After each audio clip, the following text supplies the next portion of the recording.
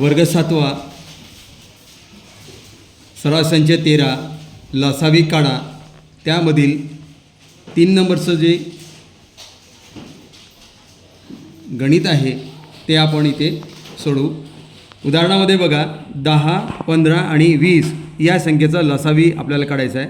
म्हणून आपण इथे या डब्यामध्ये सुरुवातीला 10 लिहिले, दुसऱ्या डब्यामध्ये आपण इथे 15 लिहिले, नंतरच्या डब्यामध्ये 20 लिहिले।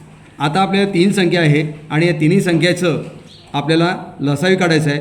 सुरुवातीला काय करायचं आपल्याला की आपल्याला अशी संख्या बघायची की ज्या संख्येला तिन्ही संख्यांना काय जातो आपल्याला भाग जातो अशी संख्या।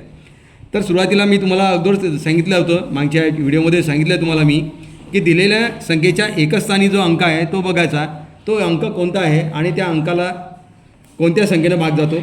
या ठिकाणी बघायचं आपल्याला, या ठिकाणी 10 मध्ये 0, 15 मध्ये 5 आणि 20 मध्ये 0 आहे। मग 0 आणि 5 जर ज्या संख्येच्या एकच स्थानी असेल त्या संख्येला 5 ने भाग जातो, हे आपण यापूर्वी बघितलेलं आहे। म्हणून आपण इथे काय लिहिलं, आपण इथे 5 लिहिले, 5 दोन्ही 10, 5 त्रिक 15 आणि 5 चूक 20, 5 चूक 20 इथे आपण इथे केलेलं आहे। आता या ठिकाणी पुन्हा आपल्याला बघायचं आहे, आपल्याला इथे या ठिकाणी आपल्याला की इथे 2 आलेलं आहे, इथे 3 आलेलं आहे, इथे 4 आलेलं आहे।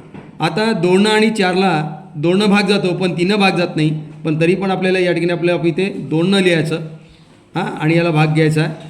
2 1 2 आणि इथे 3 तसेच लिहून टाकायचे आपल्याला आणि 2 दोन्ही 4 इथे।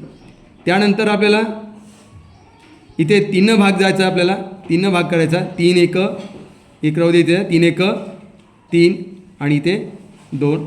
पुन्हा इथे आपल्याला जोपर्यंत आपल्याला खाली 1 येत नाही शेवटच्या संख्येपर्यंत तोपर्यंत आपल्याला काय करायचं आहे, भागाकार आपल्याला करायचा आहे। म्हणून इथे 2 आहे तर 2 1 2 इथे 1 आलं, इथे 1 आणि 2 1 2।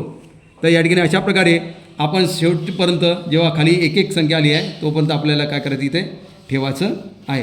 आता पुढे आपल्याला जो डावीकडे दिलेल्या संख्या आपल्याला आहे 5 2 3 आणि 2 या संख्येचा आपल्याला लसावी काढायचा आहे। म्हणून या ठिकाणी आपल्याला लिहिलं आपण लसावी बरोबर 5 गुणिला 2 गुणिला 3 गुणिला 2 म्हणजे 2 त्रिक 6, 6 दोन्ही 12 आणि 12 पंच 60 म्हणजेच आपल्याला 10 15 आणि 20 याचा लसावी किती आला आहे 60 आलेला आहे।